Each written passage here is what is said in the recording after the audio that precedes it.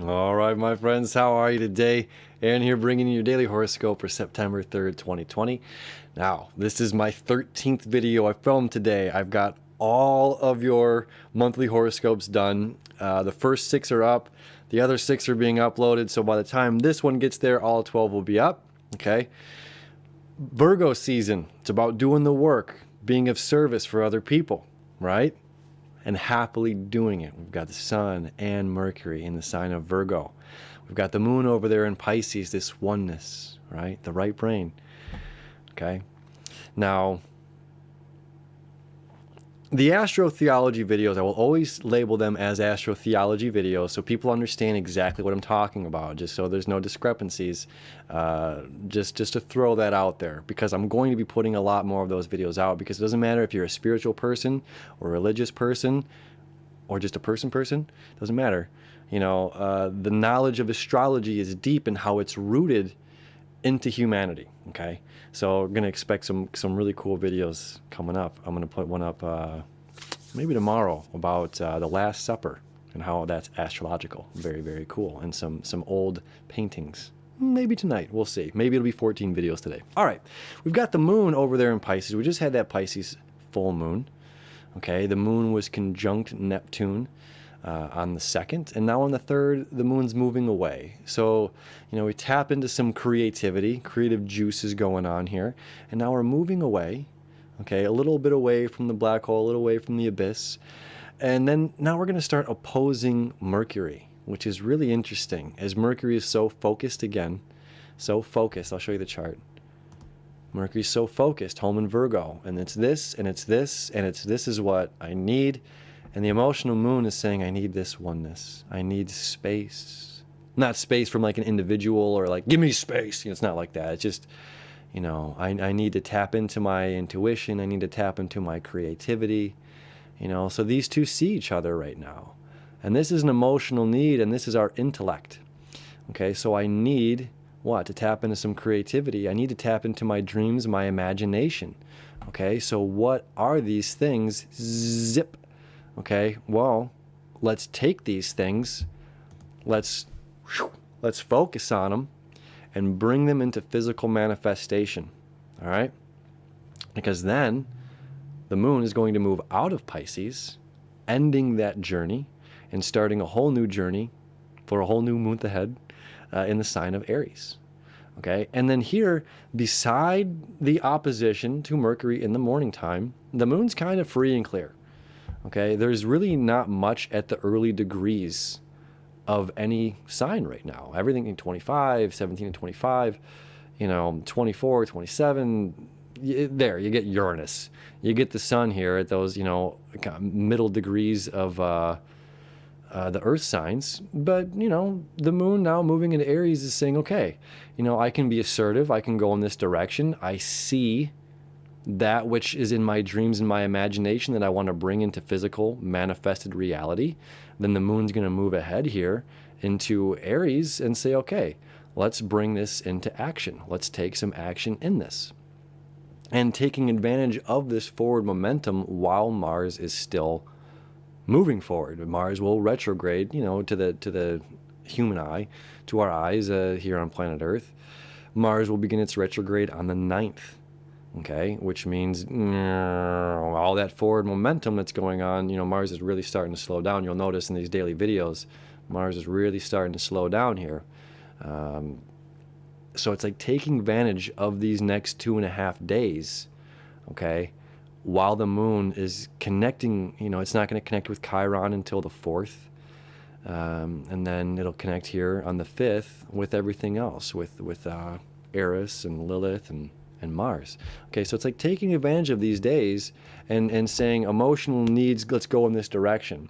Let's strike while the iron's hot, because we don't know if we're going to have, carpe diem, we don't know if we're going to have this opportunity again. We don't know what we're going to, you know, what's around the bend. So let's do it. You know, let's make it happen. Suck it up and make it happen, right? Which is a very positive thing. Now, what else is going on, and it's something I talked about in the monthly horoscopes, is the sextile between Venus and Mercury, okay? And they're going to be continuing to sextile each other as they move signs, which is awesome, Okay, so we're going from water and earth into fire and air, the cardinal sign of Libra and the fixed sign of Leo. All right. So right now, they're not. They're still in the water and earth, and they're still creating this sextile. And we're going to see, watch, Venus. There we go, 9 p.m. All right, either way. I mean, it's you know, it's going to be exact tonight into tomorrow, depending on where you're at in the world.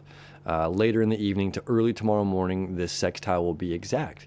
And this is really powerful because this is, you know, I really look at Virgo as this nature aspect of earth, of the flowers and the plants and the trees, the things that change, okay? And home here, Venus reminding us to be home, to value our homes. And this is also about the work and the creative work that we're putting into what? The creative work that we're putting into our homes.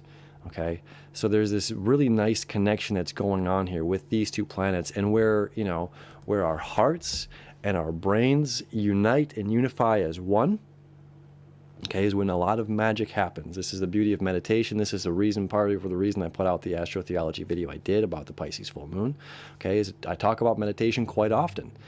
And then now we have thousands of year-old documents lining up with saying why it's important to get out of the analytical mind and move into the right brain, to move into that place of oneness, that one eye, you know. So if you haven't checked the video out, it's the Pisces full moon astrotheology video. And if you hated it because I talked about some religious stuff, I'm sorry, but it's extremely relevant no matter who we are or what's going on, to understand where we've been, to understand where we're going as we're falling away from that age of Pisces and we're entering the age of Aquarius, and there's a whole new set of rules coming up that we're going to be creating over the next few years. All right. At the same time, we've got a couple septiles here that I want to talk about. Okay. Mercury here to, I believe that is connecting to Eris and Lilith. Let me pull Mars out of the equation. Correct. Mercury, septile here to Lilith and to Eris. Okay, now Mercury is communication. All right, Mercury is communication and information. And Eris is how we deal with information. And Venus is our wild feminine side, okay? The untamable feminine aspects of ourselves. This is very lovely, okay? These two creating this septile, or these three septile each other, this conjunction to septile, okay? Being focused on how we are responding to information. And this being in this place of work and service, make sure that we want to respond in a proper manner. Okay, and what do you see here? Mars, or a Mercury square to the south node. Okay, this is about the philosophy, the religion, the education, stuff like that. We've got we've got a mutable cross going on here.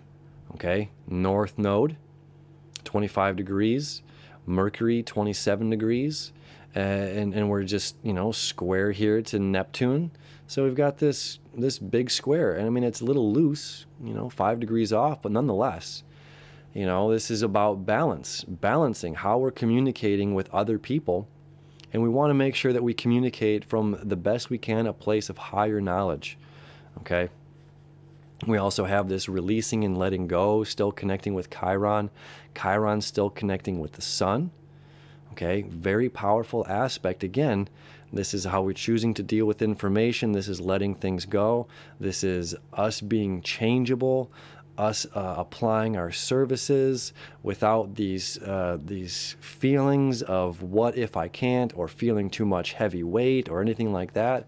You know, these septiles are very important right now, as this is fate and destined connections, making sure that we are getting the aid of the universe to get done whatever we got to get done.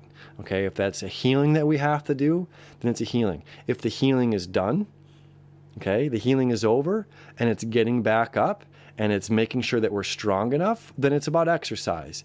And if the healing is done and the exercise is there, and we're strong enough mentally or emotionally and physically to do the job, then it's about starting this new chapter, right?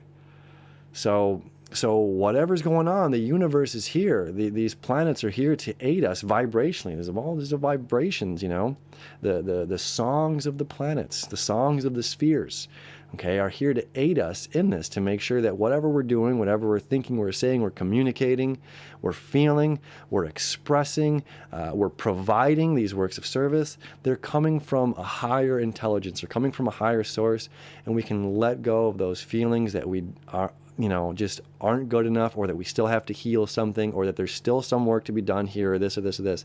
You know, it's like, okay, let's close out these chapters and let's start to move on. Okay, so it's a beautiful, beautiful day, as always, and let's take advantage of this Mars, or this moon in Aries energy before Mars starts its retrograde on the 9th. Okay, we will all feel that. So, my friends, have a beautiful day ahead of you. I love you. I wish you enough. I appreciate you so much. Oh, if you didn't click off yet, okay, those who have reached out, and thank you for whoever commented that said you've reached out to me about a reading. Okay, I have several different emails, and for some reason, my one linked with this channel was not linking with my Outlook, so I was not receiving these messages. Okay, so expect an email from me. If you still want a reading, expect an email from me in the next couple of days here. I've got some work to do, and next week, you know, we'll figure out a day to do private readings with you. So thank you for your patience. All right, thank you for your patience. Thank you as always. I love you, and we'll see you tomorrow.